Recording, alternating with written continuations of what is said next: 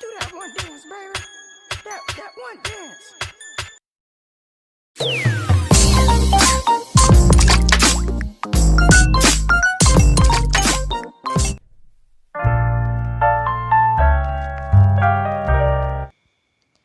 Assalamualaikum warahmatullahi wabarakatuh. Nama saya Levianindi Fauzia Agustina dari kelas Biologi A semester 3 dengan teman sekelompok saya yaitu Aisyah Fauzia. Kami dari kelompok 7 akan mencoba mempresentasikan serta menjelaskan mengenai moluska, bagaimana reproduksinya, struktur tubuhnya, peranannya, serta klasifikasi dari moluska ini. Langsung saja. Berikut merupakan contoh hewan dari moluska. Ada yang dari kelas Gastropoda, contohnya siput. Ada yang dari kelas Capopoda dan Amphinera, contohnya kiton, yang dimana hewan-hewan ini nanti akan dibahas dan diklasifikasikan oleh teman saya.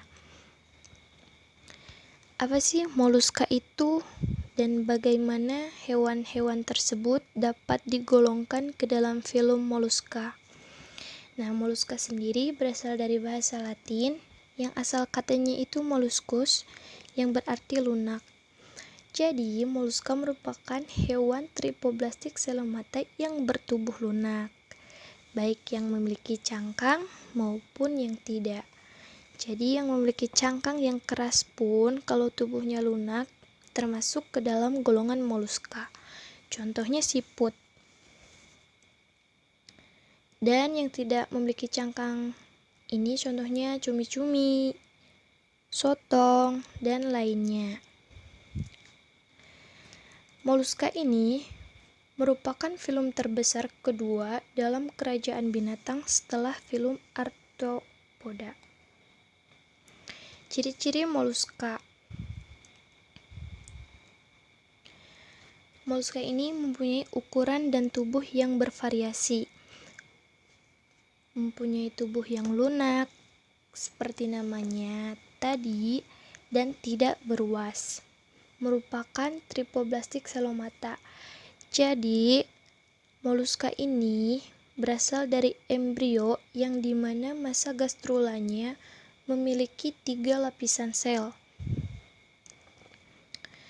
Ciri lainnya merupakan hewan invertebrata atau yang tidak mempunyai tulang belakang. Hidup di air dan di darat, jadi ada beberapa hewan yang hidup di air dan ada beberapa hewan yang hidup di darat. Mempunyai cincin syarat yang merupakan sistem syarafnya. Organ ekskresinya berupa nefridia. Mempunyai radula yaitu lidah bergigi. Bersifat heterotrop. Berkembang biak secara seksual. Moluska memiliki struktur tubuh yang simetri bilateral dan terdiri dari tubuh yang strukturnya itu terbagi dari bagian kaki, massa visceral, dan mineral, atau disebut juga mantel. Merupakan hewan hermafrodit, yaitu mempunyai 2 kelamin, jantan dan betina dalam satu tubuh. Jadi dalam satu tubuh itu terdapat 2 kelamin. Ada kelamin jantan dan ada kelamin betinanya juga.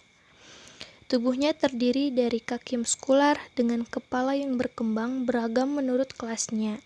Kaki yang beradaptasi untuk bertahan di substrat, menggali, dan membor substrat, atau melakukan pergerakan. Selanjutnya, struktur tubuh moluska. Nah, tubuh moluska ini mempunyai 3 struktur utama, antara lain terdiri dari kaki, yang merupakan penjuluran bagian tubuh terdiri dari otot-otot. Kakinya ini terdiri dari beberapa otot. Kaki moluska berfungsi untuk bergerak, merayap, atau menggali. Sebagian jenis moluska, kakinya digantikan dengan tentakel yang fungsinya adalah menangkap mangsa. Yang kedua ini massa visceral, yaitu bagian tubuh yang lunak, tempat terdapatnya organ-organ tubuh moluska. Massa yang diselubungi oleh jaringan tebal yang disebut dengan mantel. Nah, mantelnya ini atau struktur tubuh moluska yang ketiga ini merupakan bagian yang menyelubungi dan melindungi massa visceral. Pada mantel terdapat rongga cairan yang merupakan tempat lubang insang, anus, dan cairan hasil ekskresi. Mantel bisa mensekresikan komponen yang membentuk cangkang. Selanjutnya, habitat moluska. Pada saat ini diperkirakan terdapat 75.000 jenis dengan ditambah 35.000 jenis yang dalam bentuk fosil. Moluska hidup di air laut, air tawar, air payau, dan di daratan. Habitat moluska dapat berada di palung benua laut sampai pegunungan tinggi, dan bahkan dapat ditemukan dengan mudah di sekitar lingkungan kita atau di sekitar rumah kita. Moluska dipelajari pada cabang ilmu zoologi yang disebut malakologi. Selanjutnya, reproduksi moluska. Moluska merupakan hewan hermaprodit, yaitu mempunyai alat kelamin jantan dan betina dalam satu individu yang disebut berumah satu. Tetapi ada beberapa yang alat kelaminnya ini terpisah, jadi disebut berumah dua. Oleh karena itu, cara reproduksinya adalah dengan cara fertilisasi internal atau pembuahan di dalam tubuh. Selanjutnya merupakan sistem organ dari moluska. Yang pertama, sistem peredaran darah moluska. Sistem peredaran darah moluska ialah sebuah sistem peredaran darah terbuka, kecuali pada kelas Cephalopoda. Arti dari sistem peredaran darah terbuka ini yaitu darahnya mengalir dari rongga terbuka pada tubuh dan tidak ada arteri atau vena utamanya yang bisa meningkatkan tekanan darah, sehingga tekanan darahnya lambat dan juga organnya tergenang oleh darah. Sistem peredaran darahnya terdiri dari jantung dan pembuluh darah. Jantung terdiri dari 1 atau 2 atrium dan 1 ventrikel. Yang kedua ini adalah sistem saraf. Sistem saraf dari moluska terdiri dari cincin saraf yang mengelilingi esofagus dan serabut saraf lainnya dengan menyebar dari cincin tersebut untuk mensyarapi berbagai organ lainnya. Yang ketiga yaitu sistem pencernaan. Sistem pencernaan moluska terdiri dari mulut, esofagus, lambung, usus, dan anus. Pada jenis moluska tertentu, di bagian mulutnya terdapat organ seperti rahang dan lidah yang bergerigi yang bisa bergerak ke depan dan ke belakang. Yang keempat yaitu sistem ekskresi dan respirasi pada moluska. Sistem ekskresi moluska yaitu berupa nefridia yang berperan mirip dengan ginjal. Nefridia juga mengeluarkan sisa metabolisme dalam bentuk cairan. Sistem respirasi moluska ini berbeda-beda. Bila hewan yang hidup di air, maka yang berperan yaitu insang. Sedangkan yang hidup di darat melalui paru-paru, namun bisa terjadi melalui pertukaran udara dengan memakai organ yang terdapat di mantel. Sistem ini berfungsi mirip dengan paru-paru. Selanjutnya, peranan moluska.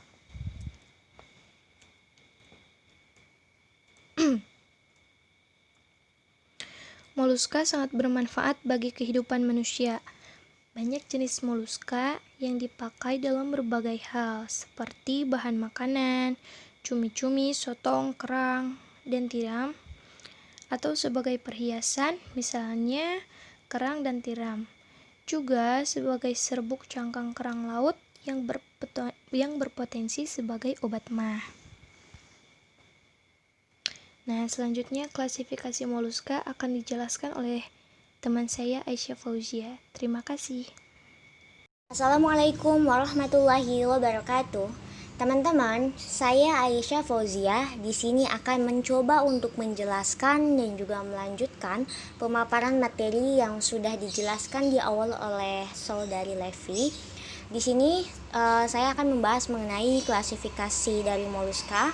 Di sini ada 5 ya. Ada 5 kelompok. Ini diklasifikasikan berdasarkan struktur tubuhnya ya teman-teman. Nah, di yang pertama ini ada Apinera, kemudian Scapoda, Gastropoda, Cephalopoda, dan Pelecypoda. Kita langsung saja kepada yang pertama ini ada Apinera. Nah, Apinera ini merupakan jenis moluska yang masih primitif. Apinera juga mempunyai tubuh simetri bilateral, kemudian mempunyai beberapa insang di dalam rongga mantelnya dan hidup di sekitar pantai. Contohnya dari Apinera ini ada spesiesnya yaitu chiton. Kita langsung saja kepada struktur tubuh dari chiton. Nah, di sini ada kepala, kemudian ada intermediate yang tadi ya, intermediate bilateral. Kemudian ada di sini mulut. Kemudian ada kaki untuk alat geraknya. Kemudian ini ada anus. Jadi untuk pencernaannya itu berawal dari mulut dan berakhir di anus. Adapun kelompok yang kedua yaitu ada Scaphopoda. Nah, Scaphopoda ini hidup di laut atau pantai, kemudian mempunyai cangkang yang tajam yang bentuknya mirip seperti trompet, teman-teman bisa lihat di sini. Nah, kemudian di kepalanya itu terdapat beberapa tentakel dan tidak mempunyai insang. Adapun contohnya dari spesiesnya yaitu ada Dentalium vulgar. Nah, kita di sini bisa lihat ada struktur tubuh dari Scaphopoda. Di sini ada tentakel. Nah, tentakel ini sangat berguna ya, bisa untuk indera penglihatan juga. Kemudian ada mulut. Nah, di sini mulut. Kemudian ada radula, ada foot kaki, kemudian ada mentel, ada nepharidium, ada gonad, ada anus. Nah, pada kepalanya itu kan terdapat mulut ya. Nah, mulutnya ini bentuknya itu filamen. Nah, kemudian fungsinya untuk menangkap makanan. Kemudian mempunyai juga radula dan rahang pada rongga mulutnya. Nah, di sini ada tentakelnya juga. Kemudian sistem sarafnya itu ganglion. Nah, kemudian Scapoda itu tidak memiliki insang.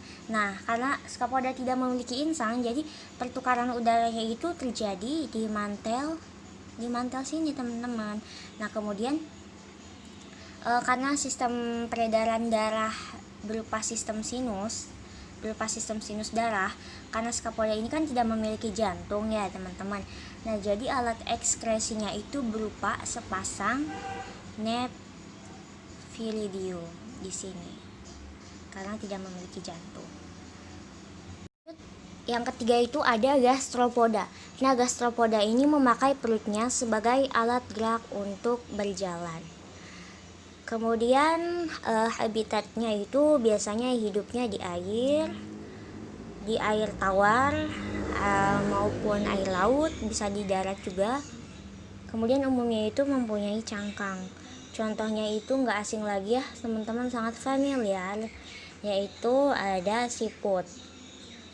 Untuk lebih jelasnya ayo kita lihat aja. Nah, di sini ada struktur tubuh dari Gastropoda. Ada mata, ada tentakel, ada mulut, ada anus, kemudian ada kaki, ada gonad, ada hati, ada stomach ya. Nah, ada yang lainnya juga nih teman-teman, tentakel panjang yang ini. Nah, tentakel panjang yang ini fungsinya sebagai alat peraba dan juga plus penglihatan. Kemudian mulutnya ini, mulutnya ini ada gigi parut ya namanya. Ada lambung juga, lambung di sini ada. Kemudian insangnya itu paru-paru, ada nephilidium, ada mantel. Lengkap sekali ya teman-teman ya. Ada jantung juga, ada anus, itu untuk sistem pencernaan dari siput itu sendiri. Selanjutnya teman-teman, di sini ada kelompok dari Cephalopoda. Nah, Cephalopoda ini memakai kepalanya untuk bergerak. Kemudian memiliki endoskeleton atau tanpa keduanya. Kemudian tubuhnya ini bentuknya simetri bilateral dan tubuhnya ini terdiri dari kepala, leher dan juga badan. Contohnya ini cumi-cumi. Nah, kita pasti sering kan makan cumi-cumi. Nah, kita di sini mau mengamati nih, kita harus tahu ya yang kita makan itu kira-kira dalamnya seperti apa. Nah, makanya kita di sini alhamdulillah ya sempat belajar. Nah, di sini ada tentakel teman-teman. Tentakel ini fungsinya untuk alat gerak. Kalau yang pendek ya teman-teman. Kalau yang tentakel yang panjang ini fungsinya untuk menangkap mangsa. Kemudian di sini ada mulutnya, ada lengan, ada mata, ada corong, ada esofagus. Ini untuk alat pencernaannya berarti ada esofagus ya teman-teman. Ada lambung juga di sini. Ada mantel, ada cangkang bagian dalam di sini. Kemudian ada jantung, ada apalagi teman-teman. Nah, di sini ada tinta. Kantung tinta ini biasanya membuat warnanya jadi hitam ya teman-teman. Nah, tintanya ini selain untuk memang ciri khasnya cumi-cumi ya teman-teman. Ini tuh tinta ini berfungsi juga untuk perlawanan diri atau untuk mempertahankan diri dari musuhnya. Nah, ini kan kalau tinta ini disemprotkan kan musuh itu akan terganggu ya dengan warna hitamnya itu.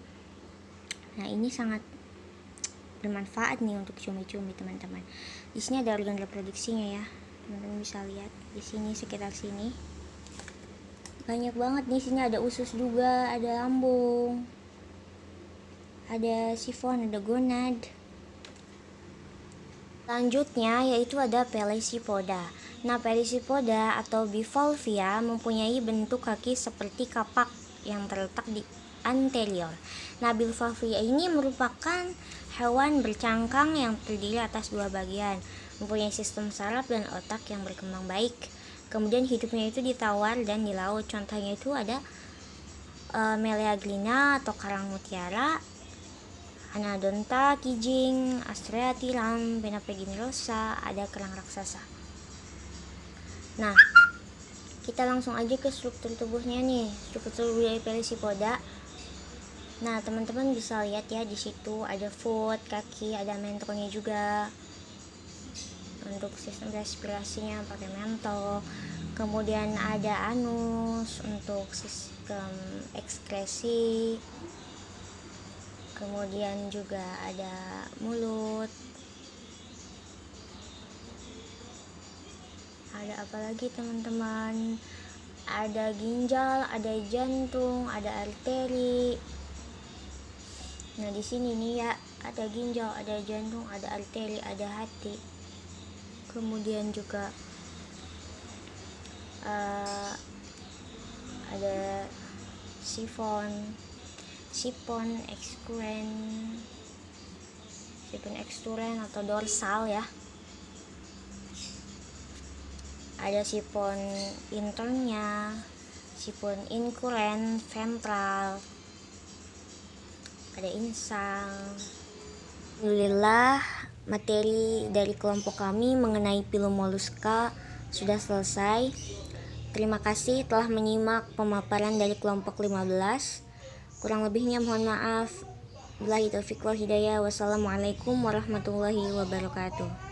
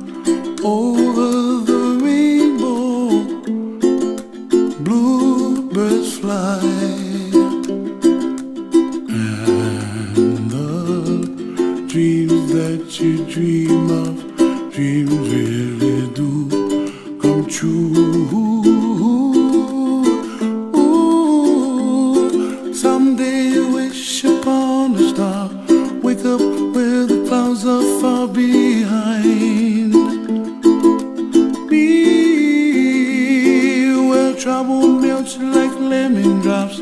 High above the chimney top, that's where you find